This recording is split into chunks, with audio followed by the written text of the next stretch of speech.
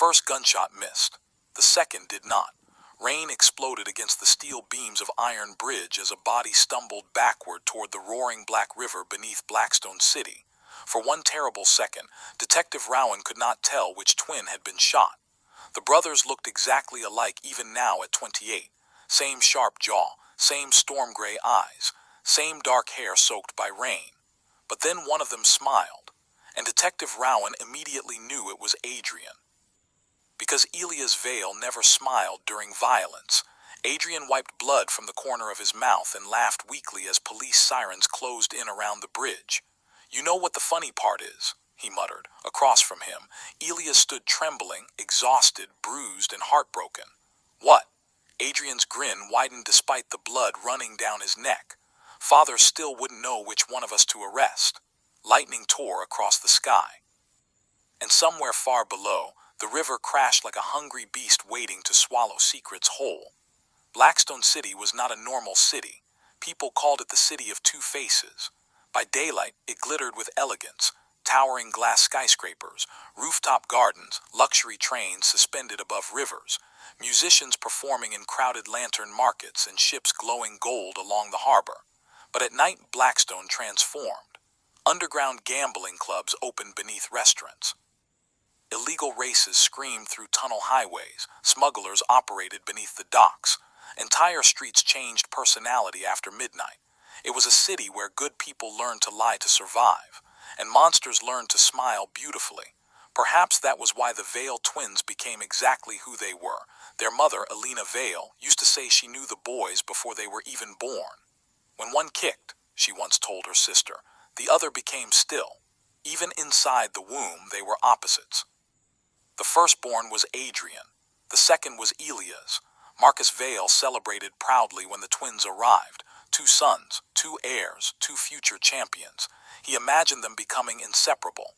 He had no idea one would spend his life trying to destroy the other.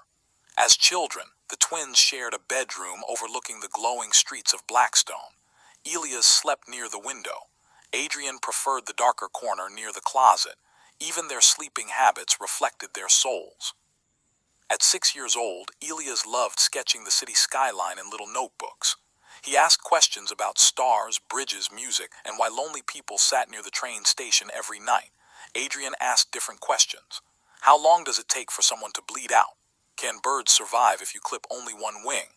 What happens if you scare somebody first? Adults laughed uneasily. "Boys are strange," neighbors said. But Alina stopped laughing after the incident with the stray dog. The dog wandered into their backyard during summer, dirty, hungry, gentle. Elias fed it scraps of chicken every evening after school. He named it Captain because one ear stood upright like a sailor listening for danger. The dog adored Elias instantly. It hated Adrian. 3 weeks later, Elias found Captain trembling beneath the porch with a broken leg. The veterinarian said somebody had struck the animal repeatedly with metal. Elias cried for hours. Marcus blamed neighborhood teenagers. But Alina noticed Adrian's scraped boots hidden beneath the sink. That night she entered the twins' bedroom silently. Elias was asleep with tear stains on his cheeks. Adrian sat awake in darkness, smiling. "You did it," Alina whispered. Adrian tilted his head innocently. "Did what?" The dog trusted Elias. Silence. Then Adrian spoke softly. "It should have trusted me." For the first time, fear touched Alina's heart, not fear of violence, fear of envy. As the boys grew older, the gap between them widened. Elias became calm, thoughtful, and deeply kind despite living in constant tension. He wore clean button-up shirts, preferred bookstores over parties, and spent weekends helping elderly neighbors repair broken fences or carry groceries. Adrian became magnetic, dangerously magnetic. Teachers loved his confidence. Students admired his fearlessness. Girls chased his rebellious charm. He dressed like he belonged in the darker side of Blackstone: leather jackets, silver rings, expensive boots, and the scent of cedarwood cologne following him like smoke. He learned something important very early. People saw what they wanted to see. And identical faces made lies easier. At Blackstone Academy, chaos followed the twins constantly. One afternoon, the chemistry laboratory was destroyed by a small explosion. Windows shattered.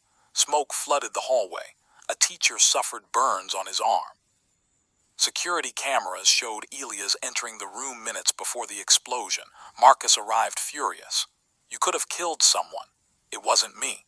Elias pleaded desperately, but nobody listened, because the footage clearly showed his face. The school board prepared expulsion papers.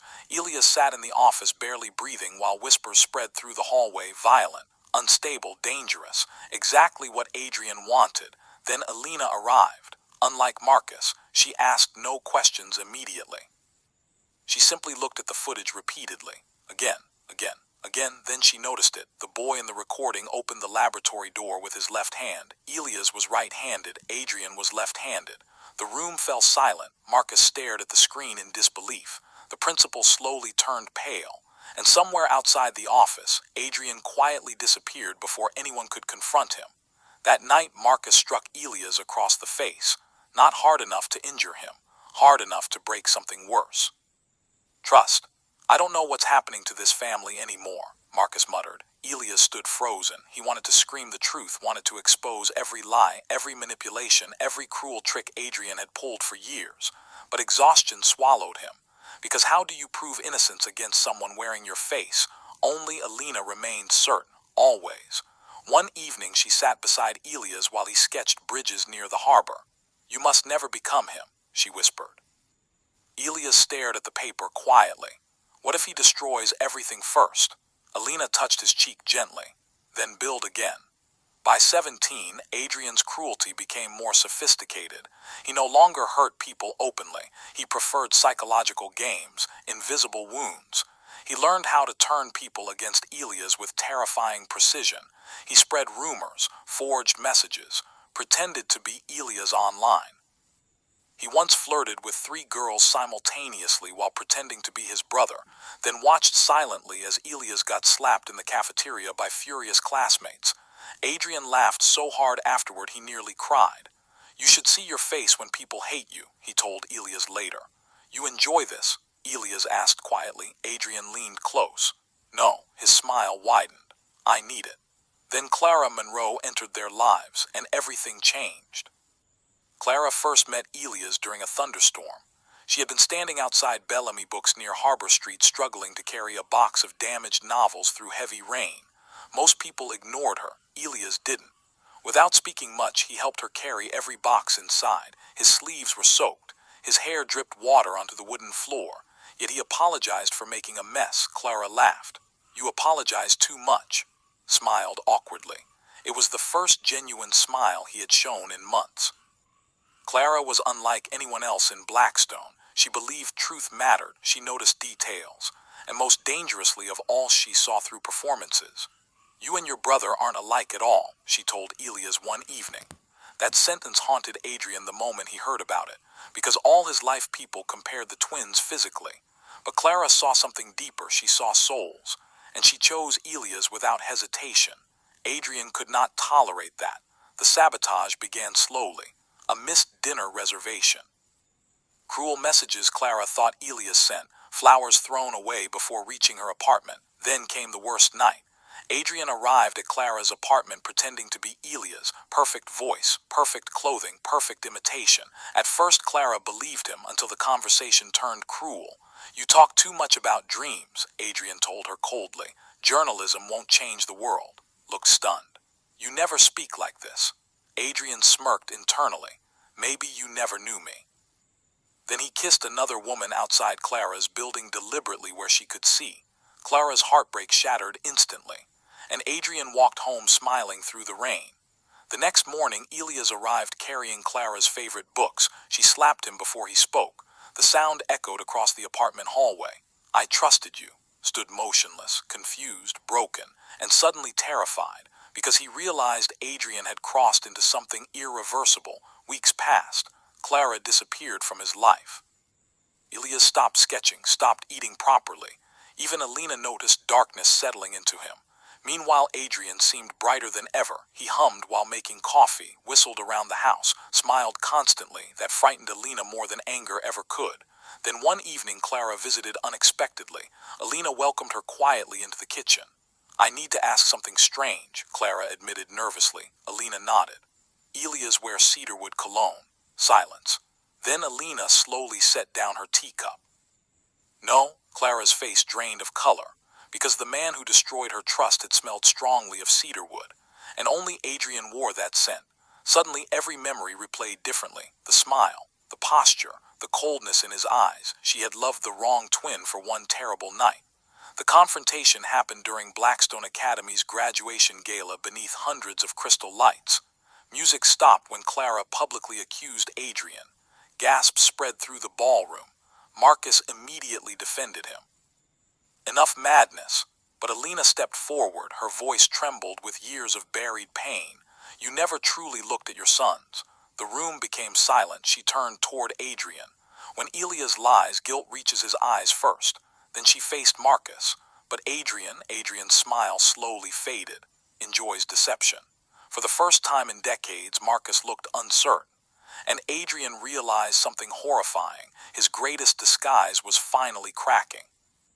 After graduation, life separated them physically, but never emotionally. Elias became an architect known for restoring damaged neighborhoods across Blackstone. People trusted him because he built things carefully, patiently, honestly. Clara became an investigative journalist exposing corruption throughout the city. Together they became something Adrian secretly envied more than wealth: peaceful. Clara Monroe first realized Elias Vale was different on a Tuesday afternoon inside Bellamy Books. Not because he was handsome. Blackstone City was full of beautiful people. It was because he noticed things nobody else cared to notice. The bookstore had nearly closed for the evening when the power suddenly failed during a thunderstorm. Lights flickered out. Customers groaned impatiently. One man immediately complained. Unbelievable. This city falls apart every time it rains. Customers shoved books carelessly onto the wrong shelves before leaving. But Elias quietly moved through the dark store, relighting fallen candles one by one. Clara watched him from behind the register. You work here now? She teased. Elias looked startled. What? You're reorganizing half the shop. Only then did he realize he had absent-mindedly started fixing crooked stacks of novels. His ears turned slightly red. Sorry, habit. That's a strange habit. Glanced toward the rain-soaked windows. I like when things are cared for. That answer stayed with Clara long after he left. A week later, Clara found him sitting outside Harbor Station sketching commuters in a notebook. He looked completely absorbed in the drawing. You make everyone look less tired, she said suddenly. Elias nearly dropped the notebook. When did you get here? Long enough to know you're secretly spying on strangers. A faint smile touched his lips. I'm studying architecture. That doesn't explain why the old man feeding pigeons looks heroic. Looked toward the sketch quietly. He comes here every day. You know him? No. Then how do you know he's heroic? Elias shrugged. Always buys 2 sandwiches. Clara frowned slightly. And he only eats one. She followed Elias' gaze across the station. An exhausted homeless woman slept near the far bench beneath newspapers. Every evening the old man left the untouched sandwich beside her before walking away. Clara looked back at Elias slowly. You notice everything. No, Elias said softly. Only lonely things. Something in Clara's chest tightened unexpectedly. As weeks passed, they developed rituals without realizing it. Thursday coffee near the harbor. Sunday walks through Lantern Market. Late-night conversations beside the river, while Blackstone glittered around them like a beautiful lie. And slowly Clara began understanding the strange sadness living inside him. One evening they sat atop the parking structure, overlooking downtown traffic. Clara sipped hot chocolate while Elias sketched bridge designs beside her. You know what your problem is? She asked. Elias looked amused. I have several. You'll need specificity. You apologize before anyone blames you, he blinked. I do not. You literally apologized to a chair yesterday after bumping into it. Laughed despite himself. That was different. No, it wasn't. She leaned closer, studying him carefully. You walk around like you're preparing to be misunderstood. Smile slowly faded from his face. Clara noticed immediately. There it is, she thought. That wound again. Elias stared out across the city lights. You ever grow up around somebody who could turn every room against you? Clara answered carefully. Adrian didn't respond, but silence itself became confirmation. After a moment, Clara asked softly, what was the worst thing he ever did? Elias looked down at his sketchbook. Depends. On what? Whether you mean worst thing to me. his voice grew quieter, or worse thing to himself. Clara watched him with aching disbelief. Even now, he protects his brother. That frightened and fascinated her equally. The first time Clara truly understood how gentle Elias was happened during winter. A homeless teenager had been sleeping behind Bellamy books for several nights. Most people ignored him. Others complained. One customer even muttered, "These addicts ruin the whole street." Clara noticed Elias quietly leave the store during closing time. Curious, she followed him outside. The boy behind the alley wall looked terrified at being discovered. Before he could speak, Elias held out a paper bag, food, gloves, a scarf. The teenager stared suspiciously. "Why are you helping me?" Elias shrugged awkwardly. "Because it's cold. That's it. That should be enough." Boy slowly accepted the bag. "You rich or something?" A surprised laugh escaped Elias. "Then why care?" Elias paused for a moment, then answered honestly. "Because people stopped caring about my brother a long time ago." Stood frozen several feet away listening. And suddenly she understood something devastating. Elias carried guilt for sins he never committed. Months later, Clara confronted him directly. "You defend Adrian even after everything he's done." They were sitting on the rooftop garden of her apartment building while distant music drifted upward from Blackstone nightlife below. Elias leaned against the railing quietly. "He's still my brother. He hurts you. I know. He destroys things you love." "I know." Stepped closer. "Then why do you still look at him like you're trying to save him?" Elias closed his eyes briefly. "When we were kids," he said softly, "Adrian used to have nightmares." Stayed silent. He'd wake up screaming sometimes. A pause, and he only calmed down if I stayed awake talking to him. Felt her anger weaken slightly. Elias gave a tired smile. "I think part of me still believes those nightmares are fixable. Another part," he looked toward the skyline, "another part knows he likes the dark too much." For a long moment Clara simply stared at him, then she whispered, "You know what scares me about you?" Elias looked surprised. "What?" "You always understand everyone else's pain." Her eyes softened painfully. "But nobody notices when you're drowning." Expression on his face nearly broke her heart, because it looked like nobody had ever said that to him before. Clara became one of the few people able to distinguish the twins instantly, not from appearance, from presence. One evening, Adrian approached her outside a cafe, pretending once again to be Elias. Perfect posture, perfect clothes, perfect voice. "Long day?" he asked smoothly. Clara studied him silently. Then, "You're not him." For the first time, Adrian actually looked caught off guard. "How can you tell?" She folded her arms. "Elias looks at people when they speak." A pause. "You look at reactions." Adrian smiled slowly. "Interesting." "No," Clara replied coldly. The smile faded slightly. She stepped closer. "You know what the difference between you and your brother is?" Adrian said nothing. "When Elias walks into a room," her voice softened, "people feel safer."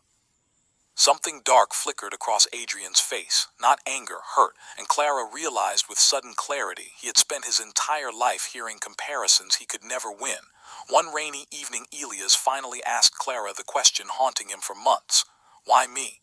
They stood beneath the old iron tram bridge while rain drummed softly around them. Clara looked confused. "What? You could have anyone," laughed awkwardly. "You're brilliant, fearless, beautiful.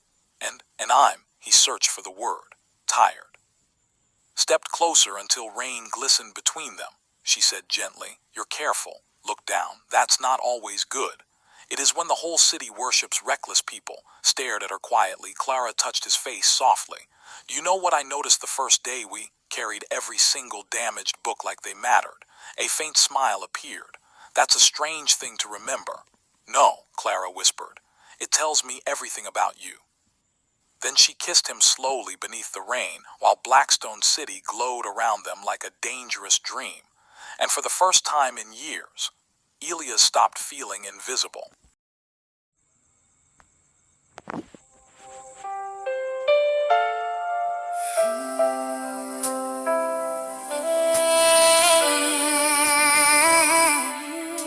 Oh, baby,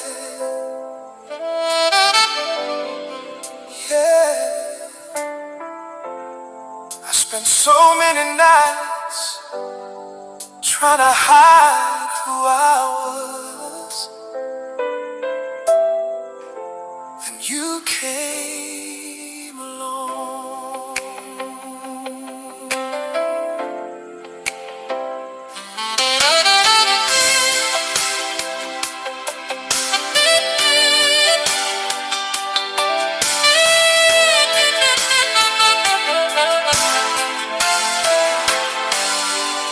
Learned to wear a smile in crowded rooms. Learned how to speak without saying too much.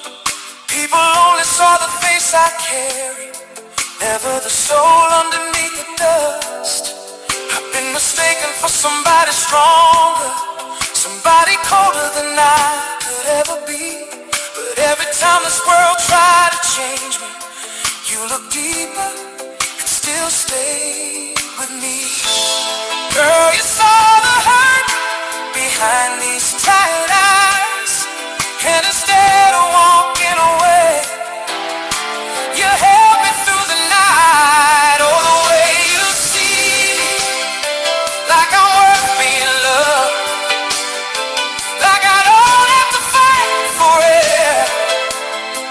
Oh, beg the stars above, you touch every broken place this world could never heal. And for the first time in my life, I finally know what's real. Oh, baby, the way you see me is teaching me to see myself. I used to think love came with conditions, like one wrong move and it disappears. So I kept pieces of my heart in hiding, locked away behind so many years. But you keep reaching through my silence, like you ain't scared of what you're gonna find. You make forgiveness feel like music, playing softly through this heart of mine.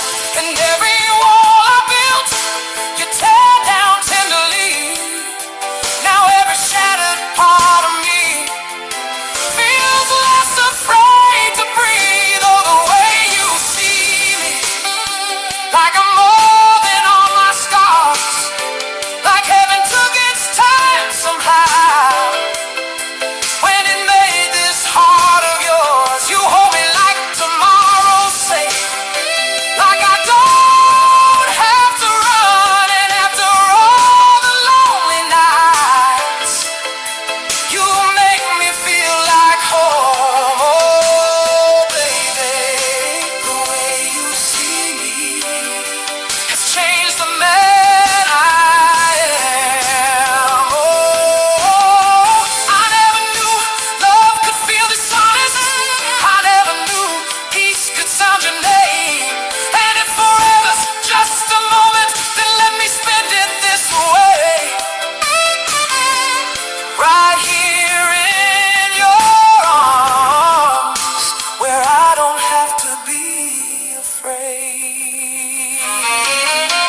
Oh, the way you see me, like the light still shines in me, like every dream I buried deep still deserves a chance to breathe. You found the boy inside the man who only needed truth, and every day you love me more. I become somebody new. Oh, darling, the way you see me feels like salvation to my soul. The way you see me, you love the man nobody knew. And baby,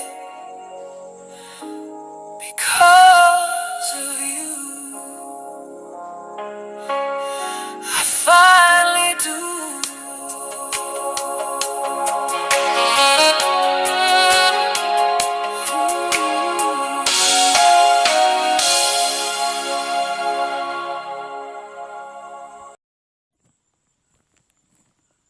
The last piano note lingered softly through the apartment like a heartbeat refusing to fade.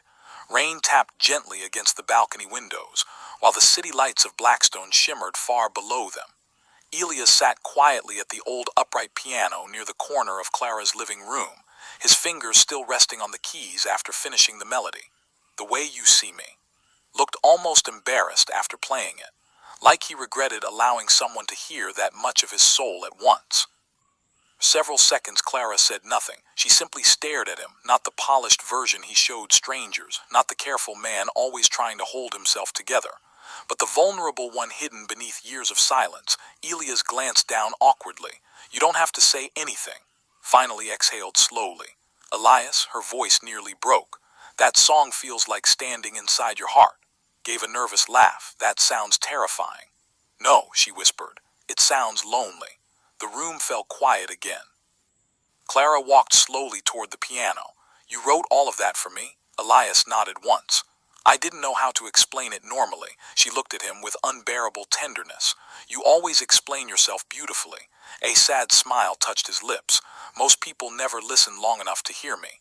Gently rested her hand over his. I did. That almost destroyed him. She could see it in his eyes instantly. The way emotion rose inside him too quickly to hide. So Clara sat beside him on the piano bench and leaned her head softly against his shoulder. You know what the strangest part is, she murmured. What? I spent years chasing stories across Blackstone. Her fingers brushed lightly across the piano keys. Politicians, criminals, liars. A small smile appeared. Somehow the most unbelievable thing I ever found, she turned toward him slowly, was a man this gentle surviving a city this cruel. Swallowed hard. You make me sound better than I am. No, Clara whispered, I make you sound visible. The words settled deeply into him like warmth reaching someplace frozen for years. Then Clara suddenly smiled mischievously. You know something else? Elias looked cautious immediately. That expression usually means trouble, she laughed softly. I want to sing with you, he blinked. What? I mean it. She touched the piano again, pressing a soft chord. This song shouldn't sound lonely anymore. Stared at her in surprise. You sing terribly. I doubt that. Oh, I absolutely do, Clara admitted proudly. But emotionally, that pulled real laughter from him now, the kind that relaxed his entire face. Clara watched him carefully. There, she whispered. What, that sound? Sound, you laughing without forcing it. Expression softened. You noticed too much. Notice you, the room grew quieter again. Then Clara straightened slightly and cleared her throat dramatically. All right, raised an eyebrow. What? If we're doing this properly. She pointed toward the piano. Play the chorus again. Serious, completely.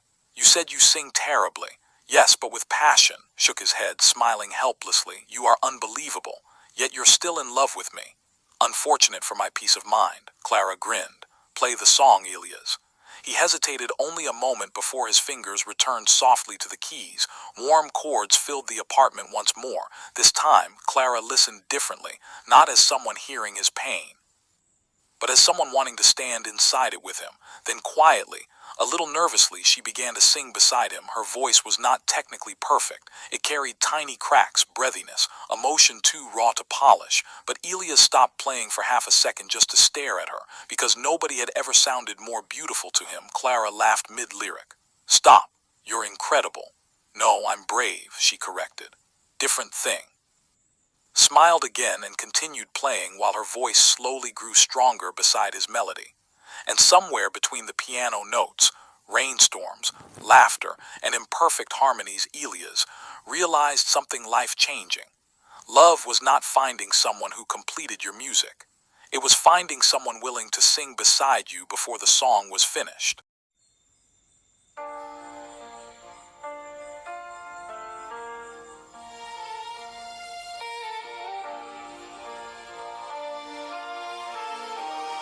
I saw you standing in the silence, like a light nobody named, carrying her behind your smile, trying hard to look unchanged. Everybody heard your laughter, nobody could hear your fear, but I could read the storm behind your eyes, even when you disappeared. You were waiting for a love that didn't turn away, and I wouldn't leave when the darkness stayed. I wanna love you visibly, no hiding in the shadows, no halfway. Honesty, I hold your heart where the whole world can see. When you break, when you bend, when your strength reaches its end, you won't have to wonder what you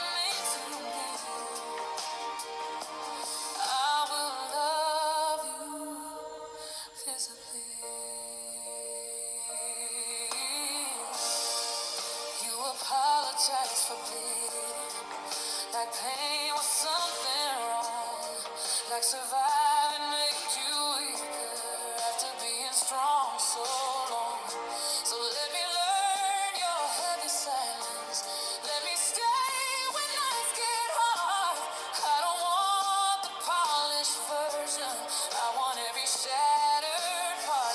You were taught to guard your soul like love was temporary. But I will stand beside your truth even when it scares me. I wanna love you visibly, no hiding in the shadows, no fragile loyalty. I'll hold your heart where the whole world can see. When you fall, when you wake, when the memories don't fade, you won't have to question what you are to me. I will love you visibly, not secretly, not conditionally, not only when your skies are blue. I love the trembling in your voice, the wars nobody knew. And if your world goes dark someday, if all your faith is gone, I'll still be there like a window full of light, waiting for you to come home. I wanna love you visibly with all the scars between us, with all your history. Nothing about your heart could frighten me. When the night tries to return, when your past begins to burn, I'll remind your soul exactly what I see. You are worthy endlessly.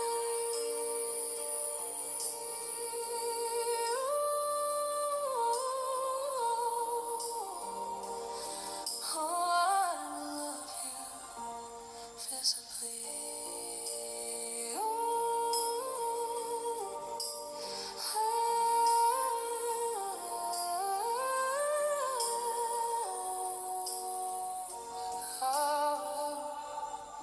The kind that stays, the kind that sees, the kind that never leaves.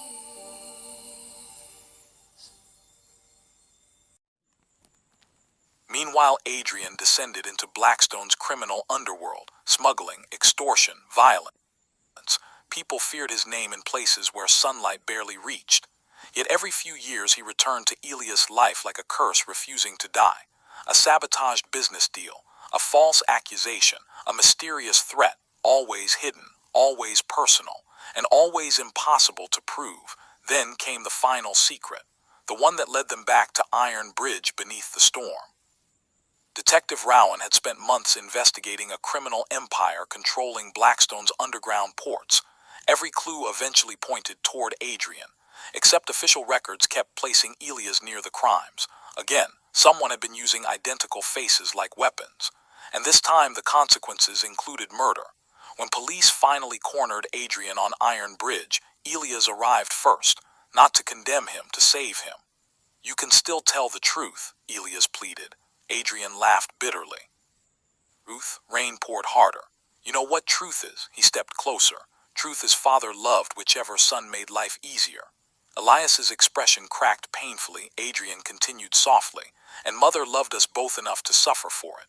For one brief moment, Elias saw the wounded child still hiding inside the monster. Then police arrived, weapons drawn, chaos erupted. A gunshot exploded. Elias staggered backward. Another shot rang out, and Adrian suddenly shoved his brother away. Why? Nobody understood. Not even Elias. Adrian looked shocked by his own decision. Then the bridge railing snapped beneath him. For one suspended second, the twins stared at each other through rain and lightning. One brother filled with regret, the other filled with grief. Then Adrian fell backward into darkness, into the roaring river beneath Blackstone City, gone. No body was ever recovered. Months passed. Life moved forward painfully. Elias and Clara eventually married in a quiet ceremony near the harbor. Marcus grew quieter with age, haunted by guilt too heavy to speak aloud. Alina kept Adrian's childhood photograph hidden inside her dresser. Sometimes she stared at it for hours, not at the violent man he became, but at the little boy who once wanted desperately to be loved correctly. And sometimes, very late at night, Elias receives anonymous messages from untraceable numbers. No greetings, no names, only short sentences. Watching the bridge tonight. You still draw when anxious. Tell mother I remember the dog. Each message ends the same way. Still your shadow. And every time Elias reads those words, he looks over his shoulder, just in case the darkness of Blackstone City is wearing his face again.